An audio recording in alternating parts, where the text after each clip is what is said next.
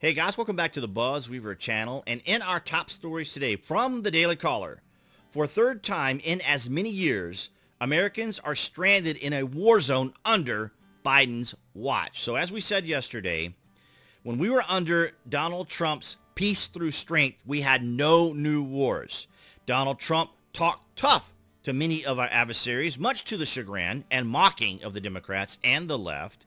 And of course, he also mentioned when he was there at the EU for the summits there, for the summits there that were going on in Europe, he said that Russia could pose a potential threat, and using Russia as the sole alternative to getting oil and gas would present a problem, and they laughed and mocked Donald Trump. Well, they shouldn't be mocking or laughing now. And I ask you guys down in the comments, do you not agree with the fact that Donald Trump saw all this coming when he said if Joe Biden becomes president, there's going to be strife in the United States and strife in the world? I mean, that's kind of putting it kind of gently there, but it's unreal. We're seeing it unfold right now.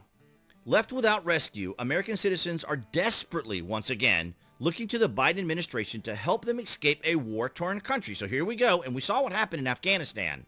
I hope that somebody in the State Department, somebody there is going to be able to have some level of competence and capability to help the people there in Israel, as well as American citizens that are trapped there. The images of families pleading for assistance while parents beg the president to help them get their sons back is familiar to the administration. The events currently unfolding in Israel mark the third time during President Joe Biden's tenure that Americans have found themselves trapped abroad with no promise of American government escort to safety. As war breaks out in Israel following Hamas terrorist attacks on the country, Biden encouraged Americans who want to leave the country to book a commercial flight or utilize ground options. But just hours before Biden made the announcement, commercial airlines such as Delta, United, and American halted services in and out of Israel, leaving Americans scrambling without many avenues out. Of course, this is the Joe Biden mindset. This is what I was trying to express to people with Donald Trump knowing the cultural ideologies and philosophies and worldview. Here's Joe Biden saying, oh, just get on a plane and leave. Look, there's rockets going off over there. There are SAM sites going off that surface-to-air missiles to block the rockets that are coming into Israel. So you want commercial pilots to be flying in a war zone where surface-to-air missiles are going off and missiles are landing in Gaza and in Israel and in Tel Aviv. And you want these commercial pilots. This is what I'm talking about. This is the frustration. This is the irritation I get. How is it that in our country, common sense, rational, cogent people get it? The left and Democrats don't. Why? Where is the common sense here? Even Biden is, oh, just hop on a plane and get out of there, like we do in the United States. They're not in the United States. This is the Western mindset of a Joe Biden who is completely clueless. So we have here from the White House, or from the Times of Israel, White House says second aircraft carrier around if Israel needs it. Well, at least somebody is making some logical, rational, cogent thinking over there. A second U.S. carrier will be available to show support for Israel, the White House says, after a first vessel took up position in the region following the Hamas attack. See, at least the military knows how to prepare, unlike Joe Biden. Oh, yeah, just get on an aircraft and you just fly back. USS Dwight D. Eisenhower will be arriving in the Mediterranean soon on a pre-planned mission, and she certainly will be an available asset if needed, National Security Council spokesman John Kirby says. So there we have it. At least somebody in national security and in the State Department and other areas of our military, at least they have some level of competence, despite the fact that we have a surrogate installed president.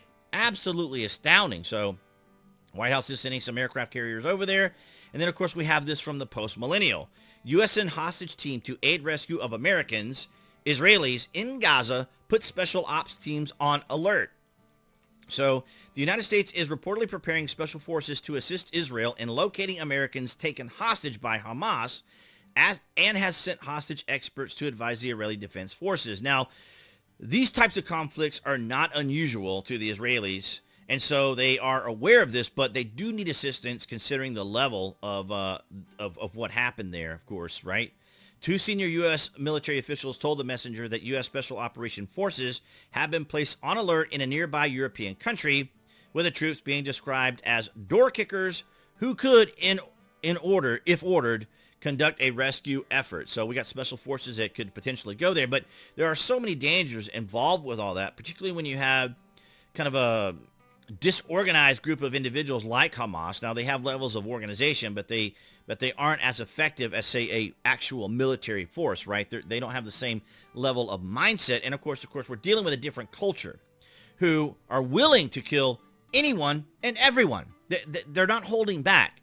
You guys have heard all the reports. I don't want to go into all the details here on YouTube, make it family friendly, of course. You guys know exactly what I'm talking about. So the U.S. has also sent U.S. intelligence community advisors to Israel to assist an American special operations team assigned to the U.S. Embassy in Israel. On Tuesday, Defense Secretary Lloyd Austin said that the U.S. has people on the ground to assist Israeli authorities with intelligence and planning for potential hostage recovery operations, and said that the Pentagon has a liaisons cell in Israel working with the country's special operation forces, and that the U.S. has the ability to rapidly deploy other resources into the region. So at least we're seeing a very proactive military, or our State Department, as well as national security, and maybe even Department of Homeland Security, because it has been suggested that because of our porous border, that is another failure of the Biden administration, that Hamas and other particular terrorists may be coming in through the Mexican border.